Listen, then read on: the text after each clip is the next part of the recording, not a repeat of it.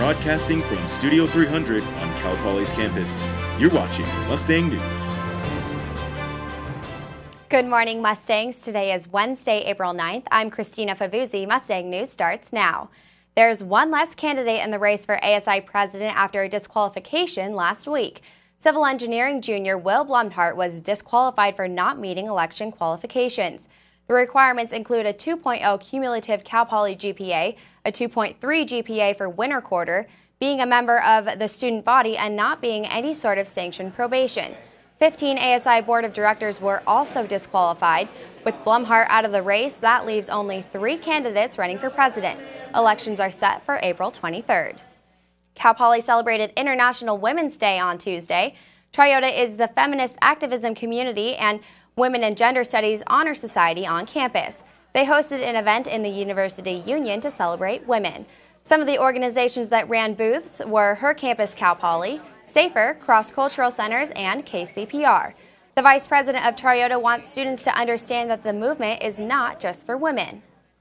It's not just a women's movement, it's a people's movement, and it's going towards equity, and it's, targeting things like equal voting rights or the right to drive.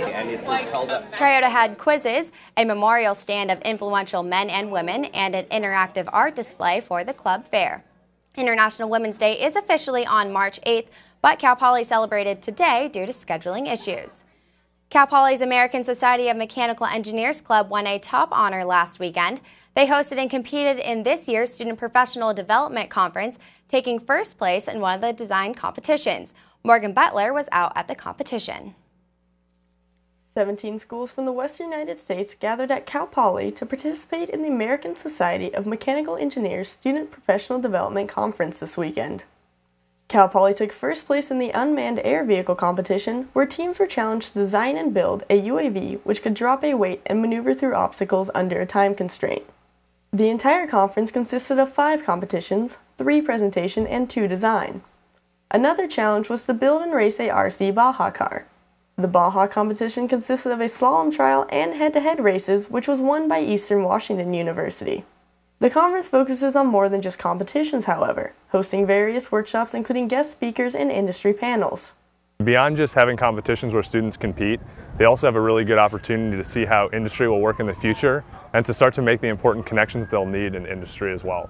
The conference also gives students a unique opportunity to both compete against and learn from other mechanical engineers from other universities. These competitions really bring students together because, yeah, we all go to a bunch of different colleges, but we're all striving for innovation and striving to engineer the next and greatest thing that comes out.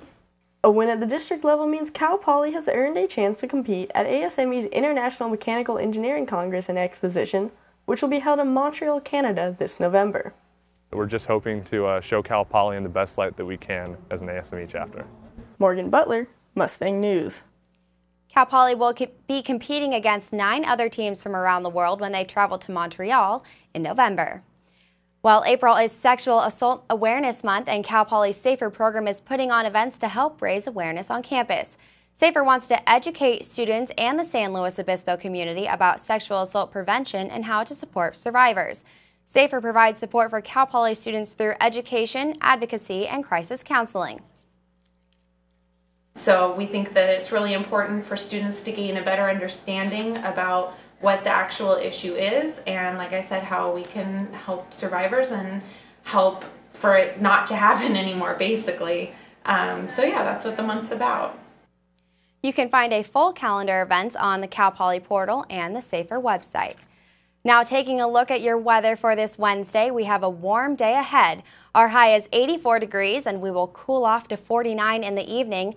Expect cloudy skies this morning. Those will clear off at about 11 a.m., and light winds will pick up in the afternoon and continue into the evening.